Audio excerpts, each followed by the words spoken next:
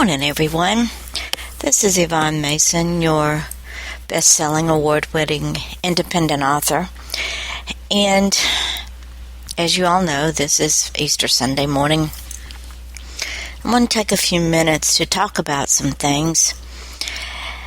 As many of you know, I write true crime, and I write about those victims who have been horribly murdered and then forgotten.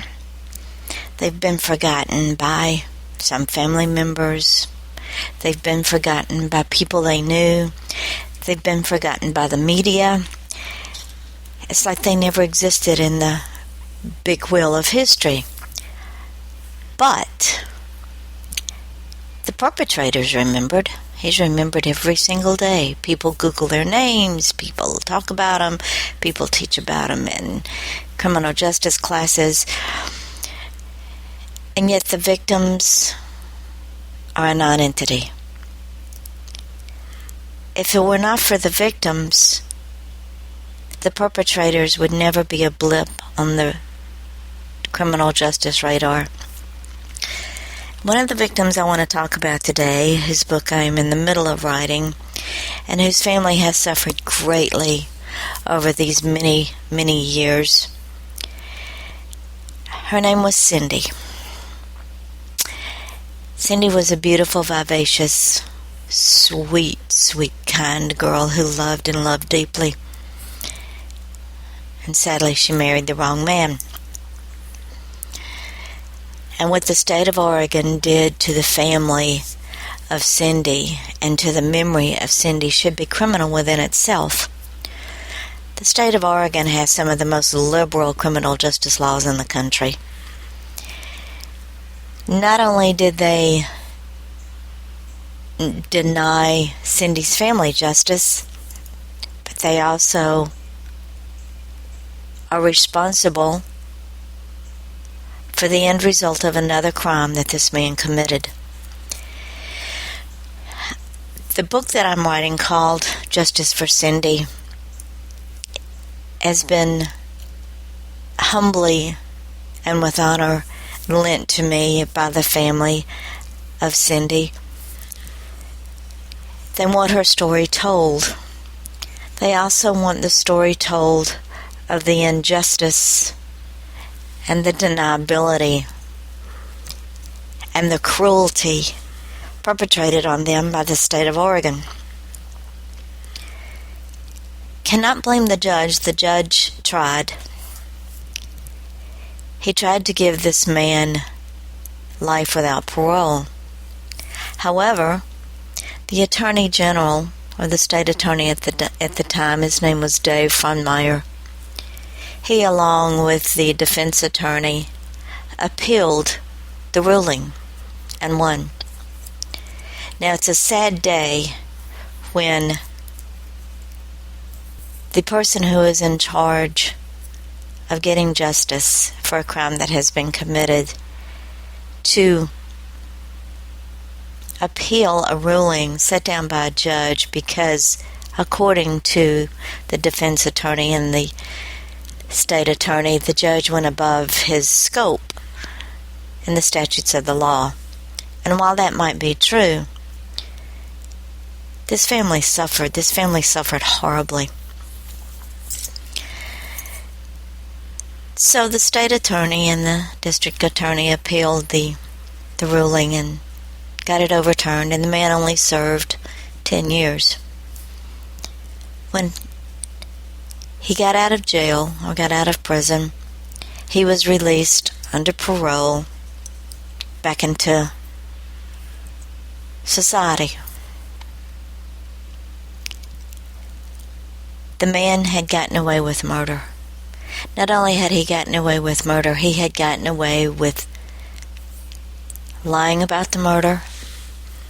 He had gotten away with perpetrating a crime upon the body of this young woman that there was not even enough left to bury. Then he went and committed another crime that was so horrible that the victim may never recover. Now I ask you, what is wrong with a criminal justice system that is so liberal that they allow violent criminals go free? And the backstory of this is the man that committed this crime already had a rap sheet that was unreal.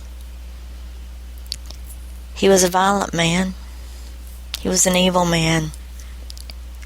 But even the psychiatrist that was for the defense side made excuses for him, blamed it on drugs and alcohol, said he was not a threat to himself or others, and as long as he stayed off the drug and alcohol. So the system slapped his hand and said, don't do that anymore. We're going to get you help. Well, it didn't work. This book has been very difficult for me to write because I have become very close with the sister who has entrusted me with her sister's story. And this sister still suffers. As with any crime against a victim, the victim is not the only victim. The victim is also families of the victim, friends of the victims, even strangers of the victims become victims in the story of what happened to the victim. I become very close with the victims when I write my books. No, before you even ask, I do not talk about what high school they went to. I do not talk about their boyfriends. I do not talk about what their favorite color is. I do not talk about all of the sweet and innocent things that the victims did or their families did. And you know why? Because that is not the story. The story is the horrific and cruel and unnecessary death that the victim suffered at someone who was selfish and self-centered, a narcissistic sociopath who really knew, based on how they had been charged and convicted of prior bad acts, that they would get away with this crime. I do not believe in glamorizing crime. I do not believe in glamorizing horrific murders at the hands of someone who is so evil that I don't know how they live. So I write the facts. I write them from a investigator's point of view because that's what I do. I do not talk about the alleged illness of the perpetrator. They're not ill, they're evil, and they revel in it.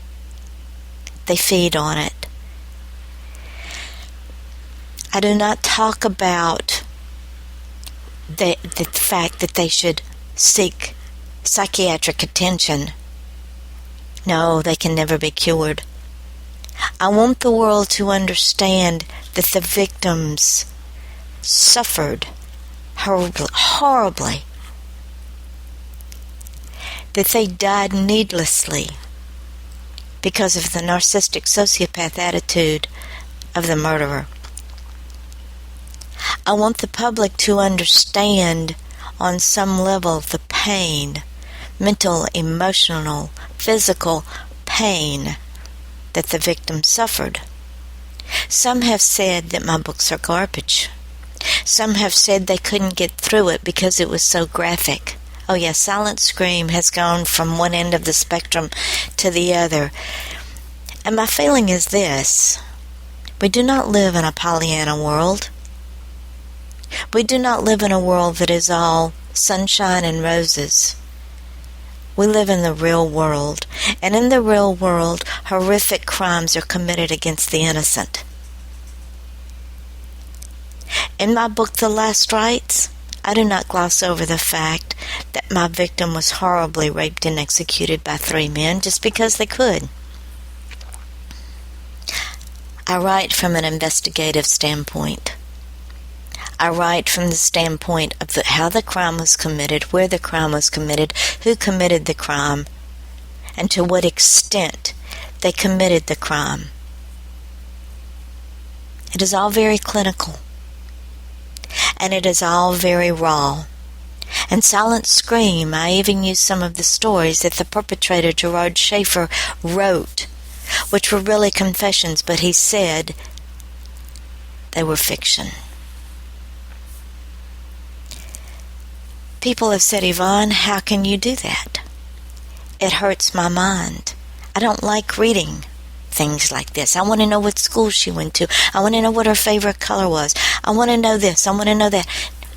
Then what is the point in writing a true crime if I'm going to gloss it over with sunshine and rainbows? There's no point. Because up until that point, my victims were everyday, normal people who were living their lives. That's not what the story is about.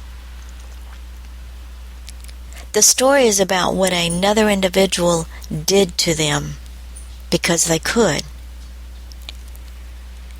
Cindy did not receive justice in the criminal justice system in the state of Oregon. There has been no justice for Cindy. There has been no justice for her family. There has been no justice for the second victim that this individual perpetrated on, because this victim has been allowed to get away with it. Not the victim. The perpetrator has been allowed to get away with it. The victim has suffered.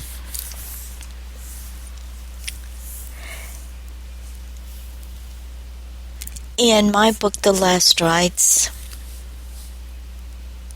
my victim was left to rot in a field after she was raped and executed with no ID. She was left alone. Her family didn't know where she was.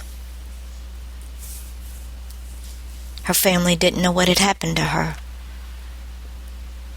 The three men who raped and executed her went on about their life until they got caught for another crime. And justice for Cindy. Her husband reported her missing. Oh, she was missing, okay. She was missing big time.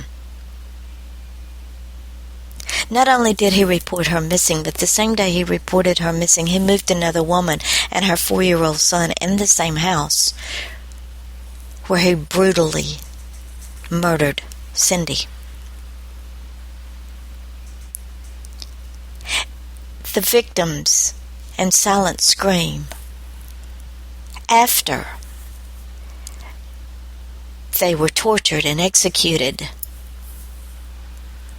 they were buried. Some bodies have never been found. Not only they were buried, but Gerard Schaefer would dig them up and commit necrophilia. And then after he couldn't commit necrophilia anymore, he hacked them up and knocked their teeth out so they would never be identified. Is this too harsh for you? Is this something that you can't handle? Well, guess what? It could happen to you. It could happen to your family member. All of my victims were not even a blip on the radar,